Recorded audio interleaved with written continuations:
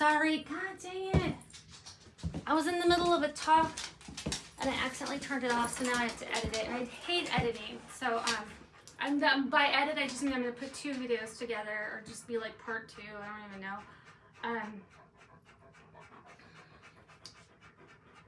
My husband has dealt with a lot in the like 19 years that we have been together, because I am very messy.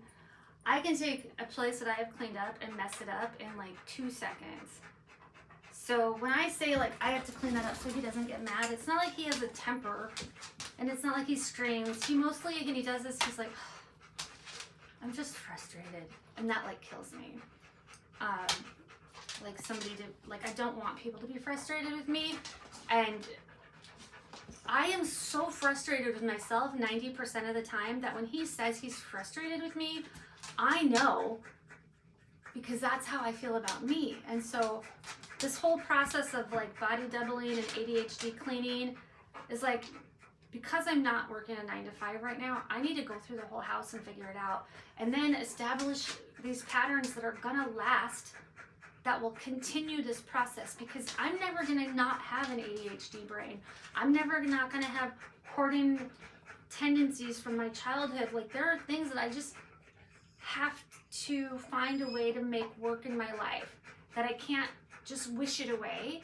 I have to figure it out and work through it and make it my superpower, and understand that I can clean and I can get rid of things, and I can do whatever I want. I just have to actually fucking focus. I have to like figure out what it is, what are the steps to do it, and then just do one step at a time. That's like from the book Atomic Habits.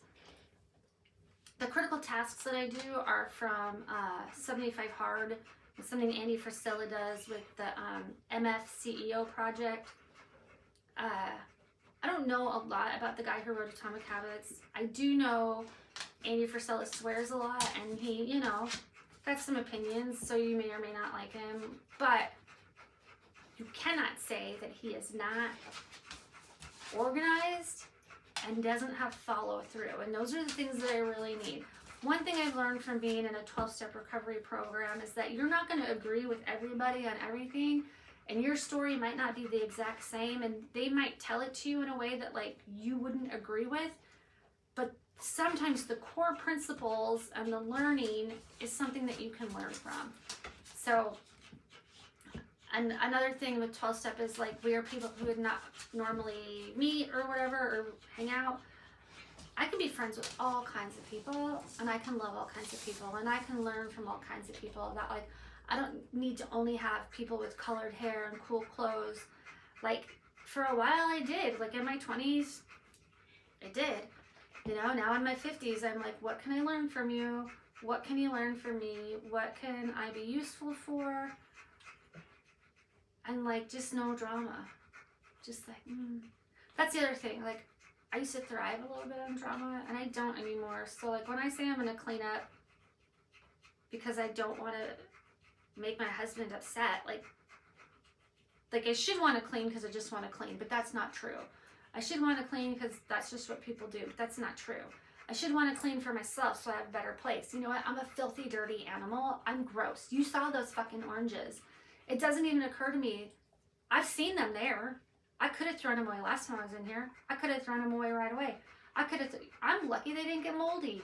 But like, what the fuck orange doesn't get moldy? It like dried up like I put it in a food dehydrator. Weird. Maybe because like it was near a computer. I don't know. Or the windowsill. Anyways, like, I have to look at different reasons to clean. And if my reason to clean is because I'm married and I want my husband to be happy, like, that's just fucking fine. It's okay to, like, not in a codependent fear way, but in a normal, this is a nice thing to do for the person you live with way, right?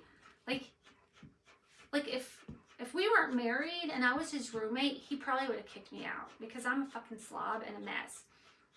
So, but say nice things to yourself, Krista. Say nice things. Oh, I was a mess and I had slobby tendencies, but I am working on myself and I'm getting better.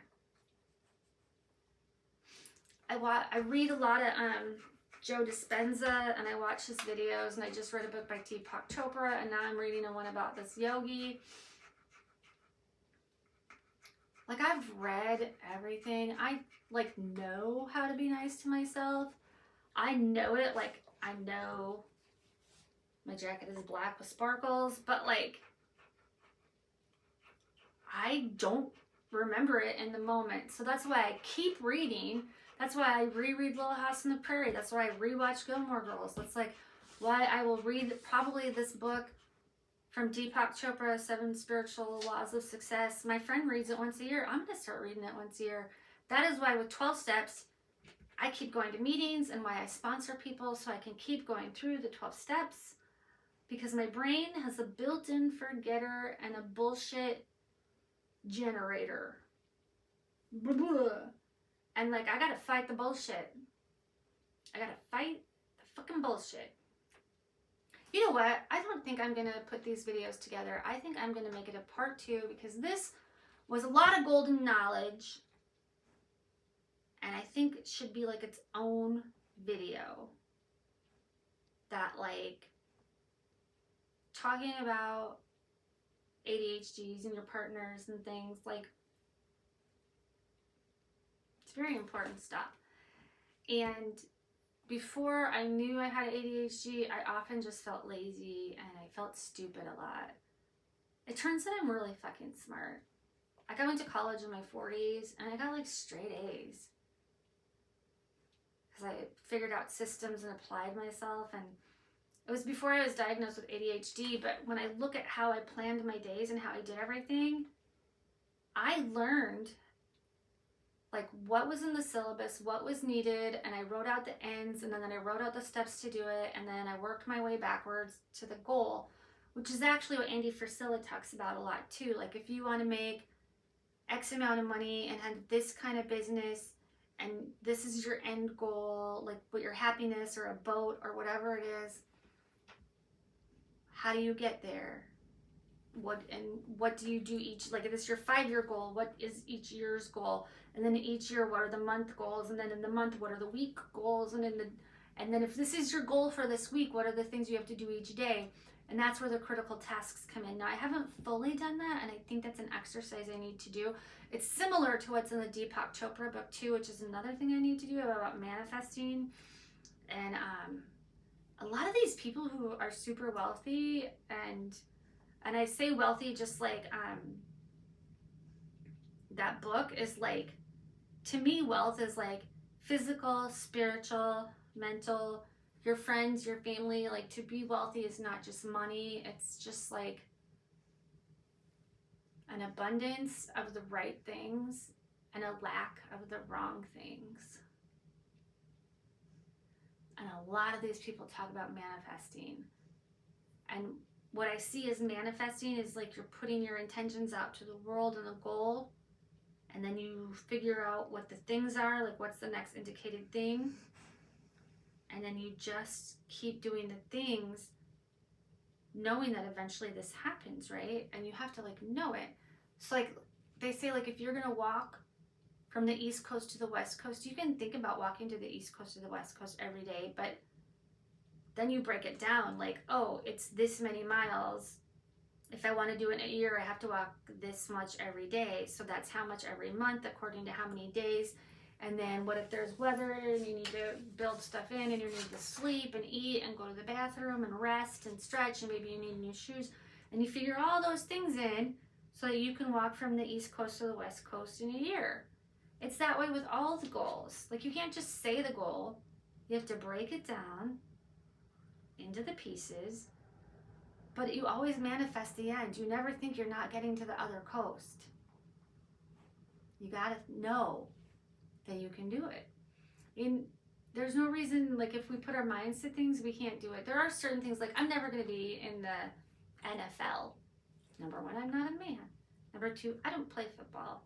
Number 3, I'm 5'3". Number 4, I'm 55. Like, a million reasons. Your goals at some point have to be slightly realistic.